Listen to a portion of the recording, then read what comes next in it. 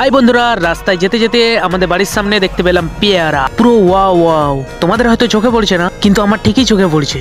এটা আমাদেরই গাছ। ছোটবেলায় এই গাছটাকে দেখেছিলাম। এই গাছটাও তখন ছোটই ছিল, আমার সাথে সাথেই গাছটাও বড় হচ্ছে। ভাবছি গাছটাই উঠবো। যা হয়েছে হয়েছে, গাছে উঠে গেছি, এবার আজকে পেয়ারি খেয়েই ছাড়বো। তো বন্ধুরা, কে কে আমাদের এই গাছের পেয়ারি খেতে চাও আমাকে কমেন্টে বলো, আমি কমেন্টের মাধ্যমে পেয়ারি পাঠিয়ে দেবো। অনেক ওপরে উঠে গেছে ভাই, ভয়ও লাগছে। যা হয়েছে হয়েছে, নিজ দিকে তাকানোই চলবে না। পেয়েছি একটা। আয় বাপ আয় আয় আয় আয় আয় আয়। পেয়েছি। আর তেল না দিয়া এখান থেকে একবার পড়লে সোজা থাক। কিন্তু একটা পেয়ারাও তো পাওয়া যাচ্ছে না। দেখা দে দেখা দে।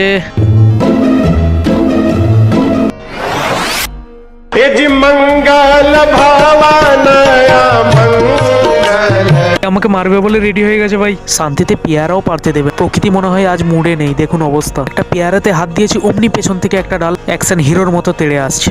পেয়েছি পেয়েছি, আর একটা পেয়েছি, কিন্তু একে বিশ্বাস নেই। দেখি, যাকে এটা পেয়ারাই। মানে দু ভাই আছে, কোনটা নেবো বাদ দিন, যাকে ফাইনাল নিয়েই নিল। তো চটপট আমি পেয়ারাগুলোকে ধুয়ে নিলাম, কারণ আজ প্রকৃতি মুডে নেই তার জন্য। সালা পেয়ারা গাছ উঠেছিলাম নাকি কোনো যুদ্ধক্ষেত্রে গিয়েছিলাম। যাকে বাঁচা গেল। এবার খুব চুত্রি করে খাওয়া যাক। তো চারিপাশে খোঁজাখুঁজি করতে করতে পেয়েছি দেখতে একজনকে। নুনের ডিবা।